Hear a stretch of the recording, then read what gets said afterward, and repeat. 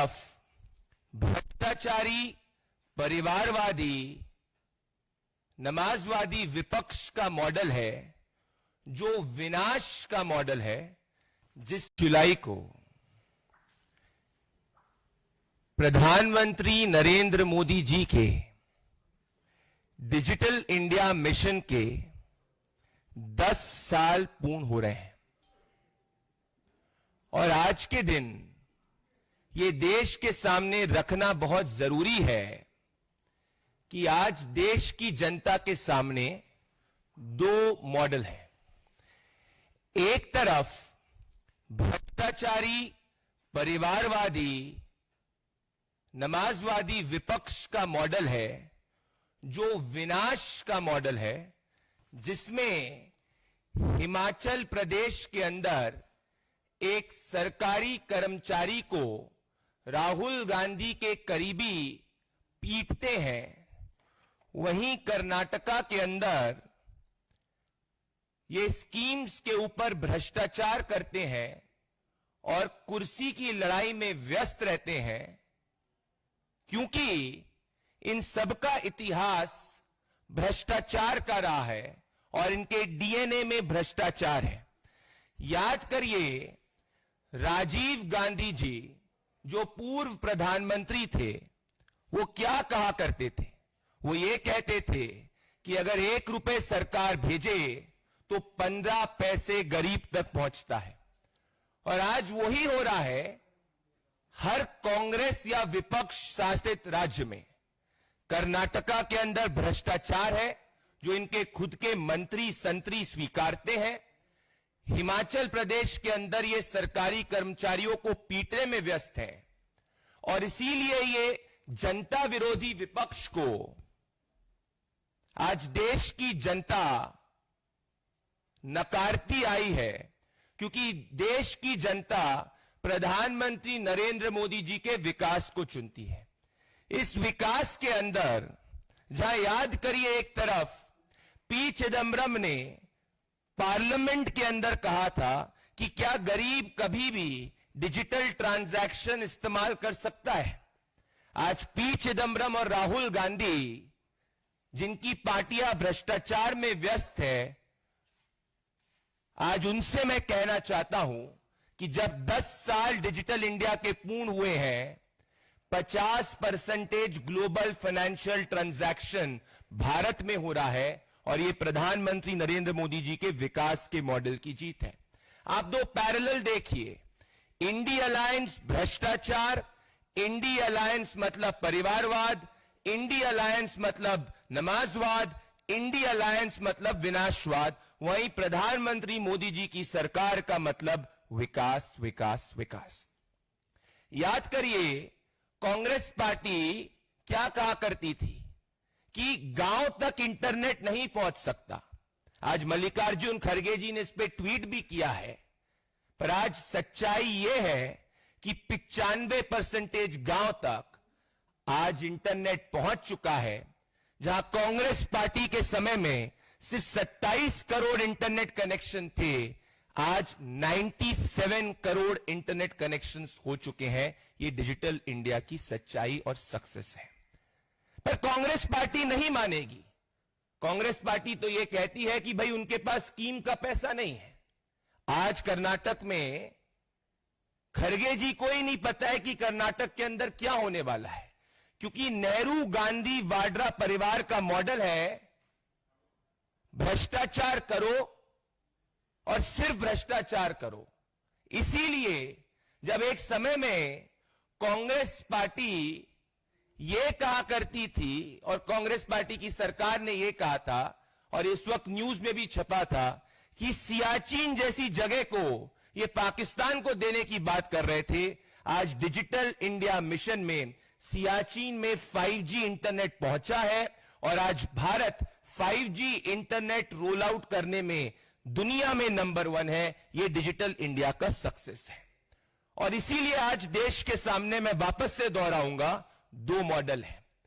आज विपक्ष इसीलिए बौखलाया हुआ है क्योंकि ये इस बात को डाइजेस्ट नहीं कर पा रहे कि आज देश का गरीब, आज देश का वंचित इस डिजिटल इंडिया इंक्लूसिविटी के साथ में जुड़ रहा है और इसीलिए आज 25 करोड़ से ज्यादा गरीब गरीबी रेखा से बाहर है।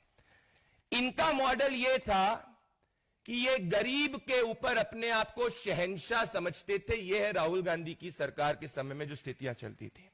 आज प्रधानमंत्री नरेंद्र मोदी जी की सरकार में जो डिजिटल क्रांति हुई है, उसके सबसे बड़े भागीदार देश के गरीब हैं, जहां हर गरीब यूपीआई के जरिए जुड़ रहा है और प्रधानमंत्री नरेंद्र मोदी जी गरीबों की सेवा एक सेवक के रूप में कर रहे हैं। तभी जो जेम पोर्टल है सरकार का, जो कांग्रेस ने कभी विजुअलाइज तक नहीं किया था, उस जेम पोर्टल के अंदर रिकॉर्ड ट्रांजैक्शंस होते हैं और इसका सबसे बड़ा बेनिफिशियरी मध्यम वर्ग और लोअर मिडिल क्लास होता है। याद करिए दोस्तों, ये विनाशवादी विपक्ष जो आज बिहार के अंदर शरिया में दिलचस्पी रख रहा है, ये वही विपक्ष है जिस विपक्ष ने कोरोना काल के अंदर जो हमारी कोविन पोर्टल था और हमारी वैक्सीन का विरोध किया था। आज डिजिटल इंडिया के मिशन के जब 10 साल पूर्ण हो रहे हैं, ये देश के सामने मॉडल है कि 200 करोड़ से ज्यादा वैक्सीन के डोजेस लगे हैं, जिसमें कोविन पोर्टल जो मेड इन इंडिया पोर्टल है, वो डिजिटल इंडिया मिशन का एक सक्सेस मॉडल है। So the country has two models in front of it, prime minister Narendra Modi's development model and oppositions भ्रष्टाचारी मॉडल। आप सभी ये याद करिए कि जब भी राहुल गांधी से यह पूछा जाता था और उनके परिवार से यह पूछा जाता था कि 70 सालों तक आप सरकार में रहे, आप क्यों नहीं गरीबी को हटा पाए? ये इसीलिए गरीबी को नहीं हटा पाए क्योंकि इनका फोकस लूटने में था, और यही लूट आज कर्नाटका के अंदर हमको देखने को मिल रही है। कुर्सी की लूट, कुर्सी के लिए लूट है, पैसे के लिए लूट है, सत्ता के लिए लूट है। और इसीलिए ये लुटेरे आज जब 10 साल डिजिटल इंडिया मिशन के पूर्ण हो रहे हैं, इस बात पे बौखलाए हुए हैं कि आज दुनिया में हिंदुस्तान ग्लोबल इंटरनेट मार्केट का 3rd लार्जेस्ट इंटरनेट मार्केट बन चुका है, और यह प्रधानमंत्री नरेंद्र मोदी जी के मॉडल का, डिजिटल इंडिया मिशन का सबसे बड़ा सक्सेस है।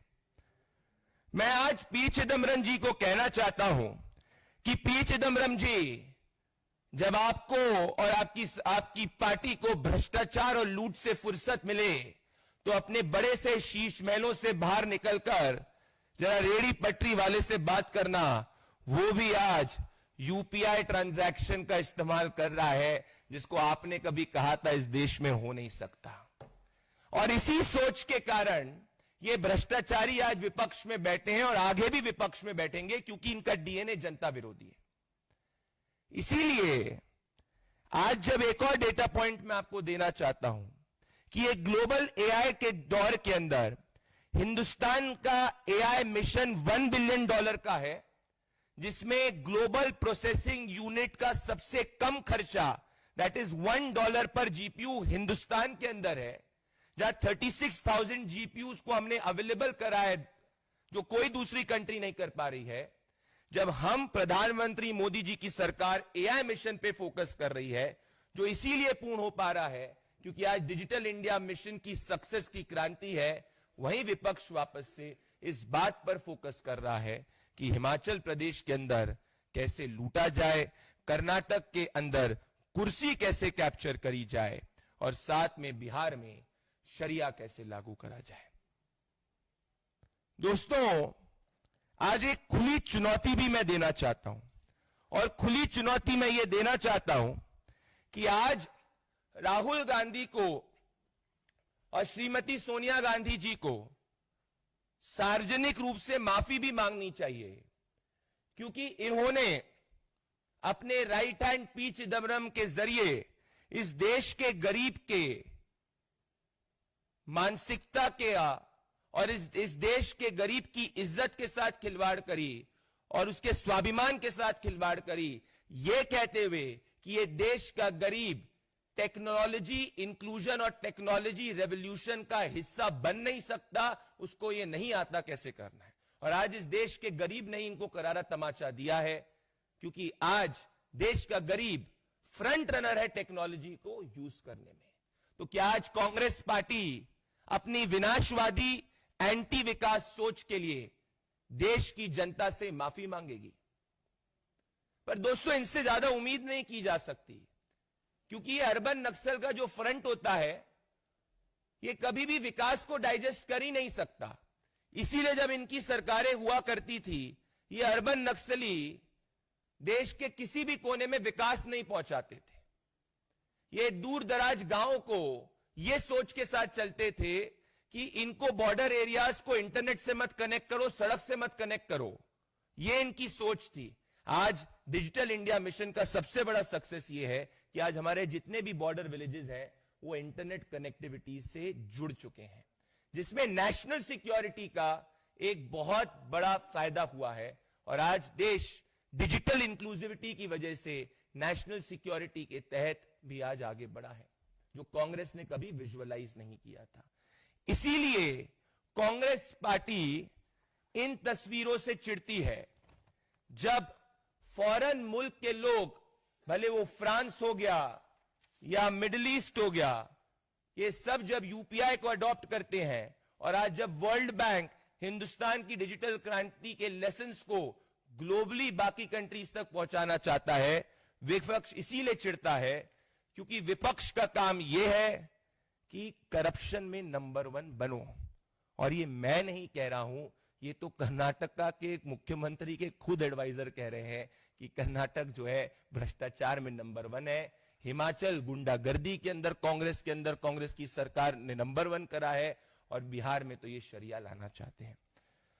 So when Digital India completes 2 years, where the biggest 10 years, beg your pardon, where the biggest beneficiaries have been the poor, the lower middle class, the middle class, ये बहुत जरूरी है बताना कि जब 40 लाख करोड़ से ऑप्टिकल फाइबर केबल देश भर में बिक चुके हैं, जो 11 टाइम्स द डिस्टेंस है अर्थ और मून के, जब आज 5G इंटरनेट रोल आउट में हम नंबर 1 हैं, जब इंटरनेट के ग्लोबल मार्केट में हम नंबर 3 हैं, जब मोबाइल पेनिट्रेशन में हम टॉप 3 में हैं, ऐसी स्थिति में विपक्ष विकास पे ऊपर फोकस करने के बजाय विनाश, परिवारवाद, भ्रष्टाचार और नमाजवाद पर फोकस कर रहा है। So we are focusing on digital India, जिसके 10 साल प्रधानमंत्री नरेंद्र मोदी जी की लीडरशिप में पूर्ण हुए हैं। वहीं विकास की बात करने के बजाय विपक्ष विनाश की बात कर रहा है। इसीलिए आज हम यहां से चार्ज करते हैं कि जब देश विकसित भारत 2047 की तरफ बढ़ रहा है प्रधानमंत्री मोदी जी की लीडरशिप के अंदर, और जब आज 10 साल डिजिटल इंडिया के सक्सेसफुली कंप्लीट हुए हैं, जिसमें 50% ग्लोबल फाइनेंशियल ट्रांजैक्शंस भारत में हो रहा है, और आज हम जब चौथी सबसे लार्जेस्ट इकोनॉमी बन चुके हैं, आज जब जीएसटी रोल आउट के भी काफी साल पूर्ण हो चुके हैं, ऐसी स्थिति में देश का गरीब, देश का वंचित, देश की मिडिल क्लास और एस्पिरेशनल सोसाइटी प्रधानमंत्री मोदी जी के विकास और डिजिटल इंडिया इंक्लूसिविटी के साथ में है। वहीं विपक्ष का जो मॉडल है वो विनाश, भ्रष्टाचार, परिवारवाद का है, जिससे देश की जनता को बचना चाहिए, और देश की जनता इस मॉडल को रिजेक्ट करती हुई आई है और आगे भी रिजेक्ट करेगी। यह भी नहीं भूलना चाहिए, मैं अंत में यही कहना चाहता हूं कि याद करिए वो दौर, क्योंकि आप सब मीडिया के बंधु हैं और आप सब काफी ट्रैवल करते हैं, कि जब आपके पास डिजी यात्रा नहीं होती थी तो आप कैसे एयरपोर्ट के अंदर सीमलेस ट्रांसफर नहीं कर पाते थे। आज डिजी यात्रा एक और प्रधानमंत्री मोदी जी के डिजिटल इंडिया का सक्सेस मॉडल है, जिसमें हर एस्पिरेशनल सोसाइटी का व्यक्ति उसका यूटिलाइज करके सीमलेस ट्रैवल और ट्रांसपोर्ट कर सकता है।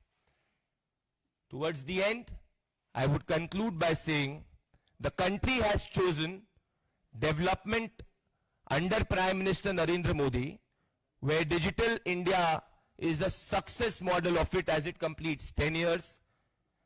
The country will continue to reject Vinash, Parivarwad, Bhrashtachar, Namazwad of the opposition because it is inherently anti-people, anti-development. किसी को कोई क्वेश्चन से तो पूछ सकते हैं. पूछिए.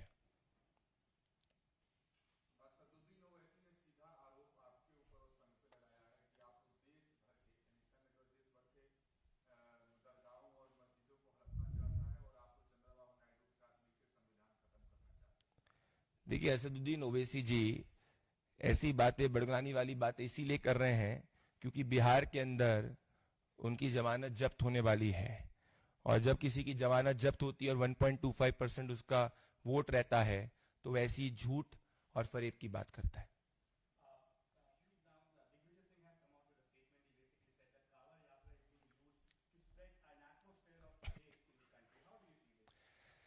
See, Digvijay Singh is speaking the language of Rahul Gandhi, and the Congress inherently is anti-Hindu, anti-Sanatan. Rahul Gandhi in the past has said that it's a Muslim party. This is why they will support Sharia in Bihar. They will look at Kawad Yatra, which is about the faith of crores of Sanatanis, as a means to spread hatred. Because the Congress party historically has a policy of Hindu hate. This is the same party which had coined the term Hindu Taliban and Hindu terror. The statement of Digvijay Singh, which has been given on the directions of Rahul Gandhi and Sonia Gandhi, yet again prove our point, which we have been continuously reiterating in front of the people of India, that the Congress party is against the Sanatan culture of India and is inherently a matter of policy, an anti-Hindu party.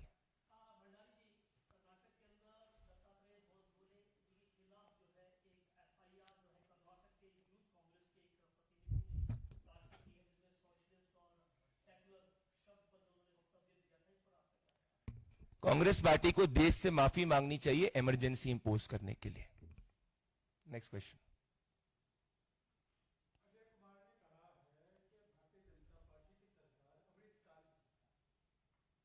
वापस से सवाल repeat.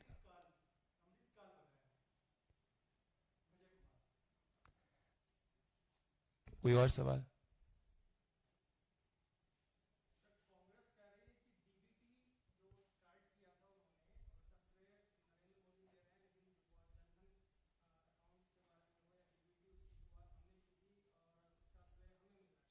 सत्तर सालों में जितने direct benefit Congress party नहीं पहुंचा पाई वो प्रधानमंत्री नरेंद्र मोदी जी ने 11 सालों में पहुंचाए. कांग्रेस पार्टी का डायरेक्ट बेनिफिट होता था डायरेक्ट भ्रष्टाचार बेनिफिट. उनका भी बेनिफिट नहीं है गरीबों के लिए, उनका भी बेनिफिट है भ्रष्टाचारियों के लिए. इसीलिए उनके समय में जो सरकार का पैसा आता था वो भ्रष्टाचारियों तक जाता था और कांग्रेस के मंत्रियों तक जाता था. आज डायरेक्ट बेनिफिट ट्रांसफर के तहत the amount of transaction which has happened in the last 11 years 70 सालों के अंदर नहीं हुए हैं और आज गरीब को स्कीम सरकारी खातों के अंदर प्रधानमंत्री मोदी जी की स्कीम्स पहुंच रही है. यह डायरेक्ट बेनिफिट ट्रांसफर है. कांग्रेस पार्टी का डायरेक्ट बेनिफिट ट्रांसफर था गांधी वाड्रा परिवार के करीबों तक भ्रष्टाचार के डायरेक्ट बेनिफिट्स पहुंचाओ. शुक्रिया, धन्यवाद.